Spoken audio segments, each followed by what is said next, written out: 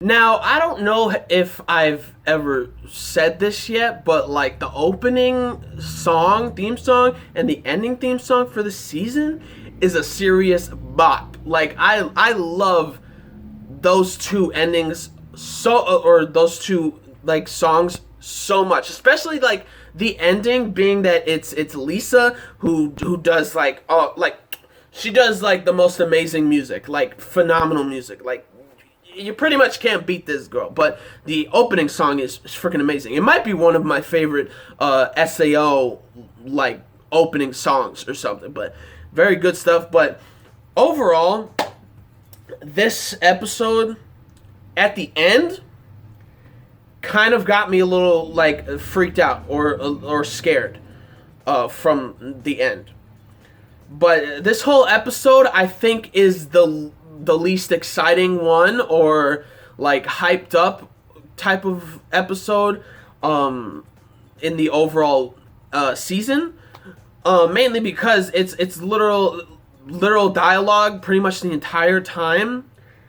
And no, I'm nervous. Like it's more of like an episode, like a get ready type of episode, because Asuna is gonna go in there and she's gonna go get her mans, which I'm ready for and excited. I really want to see her finding Alice and talking to her and stuff, because I think they would be like really really great friends. Overall, I think they would be. Hold on a second, but yeah, I think their interaction is gonna be really. It's gonna be cool, but I think it's kind of going to be like a little funny, because like Kirito's been around Alice for a while now, right? And I mean, obviously Asuna's his girlfriend, so they're probably gonna have some funny like dialogue or jokes about Kirito and stuff. But I mean, he's in like a wheelchair right now, so I don't think that's really gonna happen.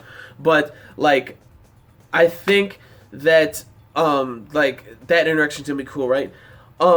The whole episode was pretty much just dialogue of like the previous episode, with how they're talking about the Fluck lights and things like that and such, and how they're gonna get Kirito out because everything's locked down, like including like where the doctor is and that detective and such, where they all are. It's all locked down, so the only way that they're able to get the Fluck light or the light cube is if they go into the game. Like that's the only way that they're going to be able to go into the to get the light cube, is to actually go in the underworld. And the people who infiltrated realized that too, so they took over characters from the dark territory, which I don't know why Wrath neglected that or something. I don't know why they did that, but they did. To where they don't need any passwords and stuff to log in to get these characters. They just got them like immediately, right? And like it's pretty much like a race against time, kind of like pretty much a race against time, right? And like, first of all, the beginning of the episode, Mr. Miller, who's the guy with the blonde hair, the dude that infiltrated and stuff like that, who messed with Sinon and everybody else from the previous season, just the regular SAO Alicization of the beginning. And it turns out the U.S. were the ones who asked him to infiltrate to take that light cube so they can take that technology and the soul transfer technology and stuff.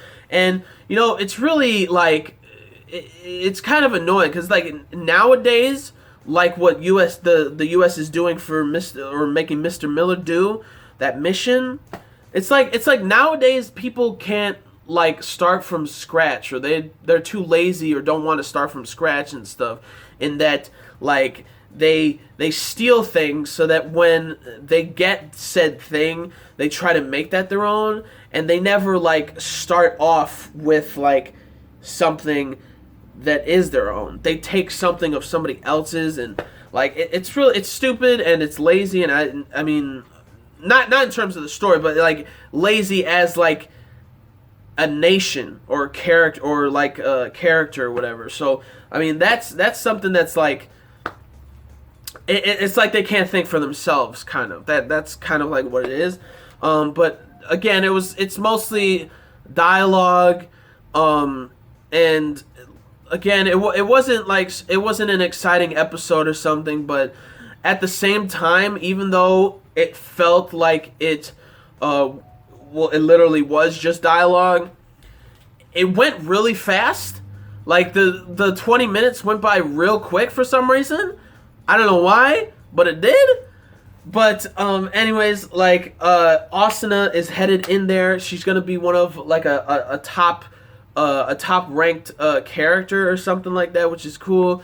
And the tech guy who's with them started to think like in his head like, can the enemy do something like this too? And he's like, no. And then he starts thinking again. He's like, he's starting to think about the dark territory, and he's like, no, it's nothing. But then they took characters, the guys who infiltrated the sea turtle, took characters from the dark territory because they didn't have any passwords or anything, so they were able to enter and get like a dark knight, and then get like the emperor, which doesn't have any stats at all, which is very weird and very scary. But like then at the end, which made me very nervous. First of all, Shinon was dreaming in a library that like she was fighting that guy with the blonde hair, and he's being all creepy. That he like, first of all, he was able to dodge the bullets that she had. Like, this is crazy. This is like Kirito level stuff. Like he was able to dodge her like bullets and things like that. Her shooting, and goes behind her and is like, your soul will be so sweet, and proceeds to just choke her out. Like, I'm like, that's some sadistic shit. Like, oh my gosh, like this guy seems like he's crazy, right? So then she wakes up, and Yui tells everybody, all of them, about what Asuna is doing, that she's gonna go into the underworld and save Kirito, gonna get his ass back no matter what, which I'm excited for and hyped for that. I think the next episode is definitely going to be a lot better.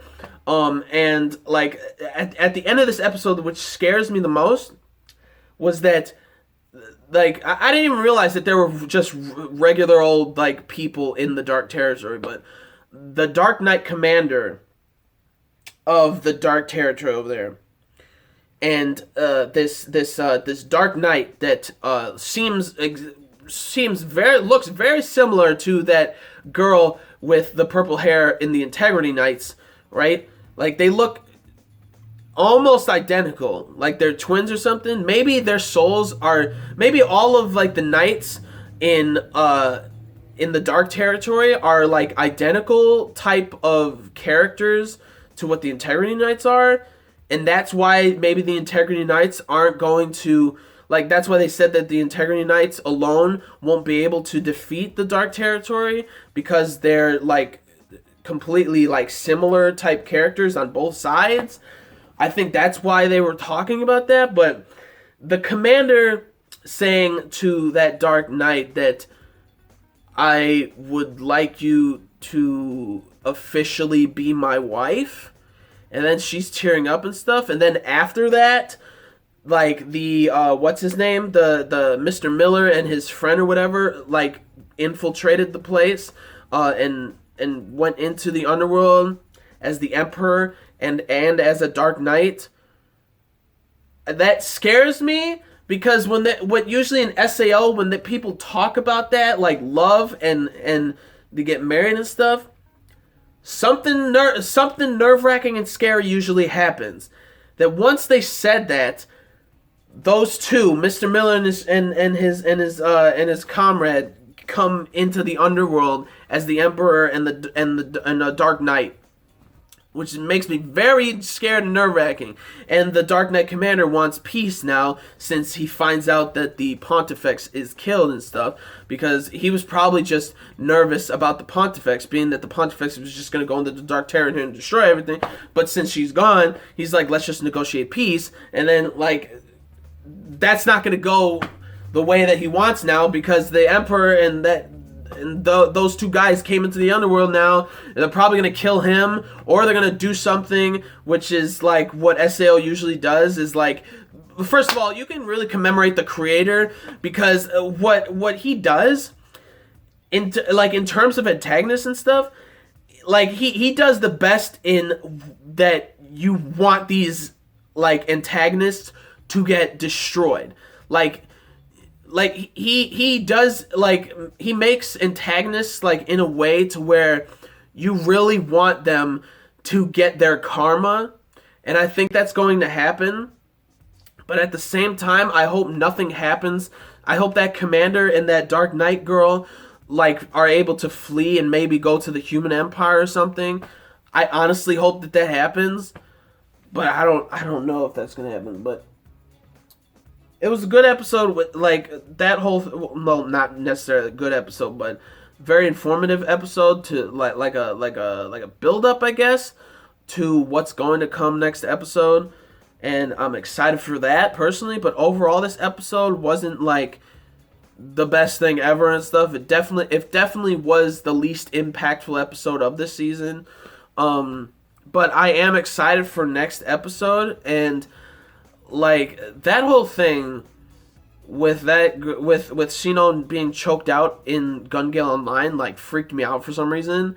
And then seeing like that girl, the Dark Knight, and then that commander of those knights saying that like, will you marry me, like officially, which was very cute. And then all of a sudden the Emperor coming on that side, right? And like, and him talking about the 11 what was it, the 11 generals or something like that, being that like they should take out 4 of them before they do. Like they might have to take out 4 of them before they might do like the peace treaty between the Human Empire, and that they're gonna probably like take out the 2 king, the Goblin Kings, the 2 king chiefs for the goblins, the 1 orc chief, and then this other girl, this other mage of the Dark Mage Guild. Turns out that she has figured out the Pontifex's immortality like secret or something. They're gonna have to kill those 4 people before they even do like peace, but that's probably not even gonna happen because those 2 guys from the real world, Mr. Miller and his friend, came down as the Emperor and the Dark Knight, and shit's gonna hit the fan, and it's gonna be terrible. Like, I don't know, like, again, there was a lot of things that I talked about, but overall the episode wasn't like, you know, super like intriguing or anything like that. It really just was a setup or a build up, because both sides, like Asuna's and Mr. Miller's side, they're both going to be going into the underworld to fight and get Alice like out of there probably, or something like that. So again, pretty much a build up episode. I thought, you know, it's like, I enjoyed it for what it was. It wasn't something that was like super like crazy or exciting or anything like that, but it was SAO nonetheless, guys. It was SAO, and I enjoyed it for what it was. Again, what did you guys think about this episode? Leave down your comments about the episode, your thoughts about what I said and such. If you're freaked out about like what happened at the end and stuff, like not just with Shinon, but with the Dark Territory and stuff. Leave down in your comments your thoughts about those things, thoughts about what I said. Like the video if you liked the video. Like the video if you liked what I had to say. Like the video if you liked the episode. And subscribe to the channel for more reviews, vlogs, unboxings, live reactions, and theory discussion videos and things like that. So gentlemen, stay classy, ladies, stay sassy, but most importantly, everybody, you gotta stay a little nasty, alright? So peace and love. And I will see y'all later in the next video. Peace out. May the force be with you always. And plus, Ultra and Asuna, go get your mans. Go get him, girl.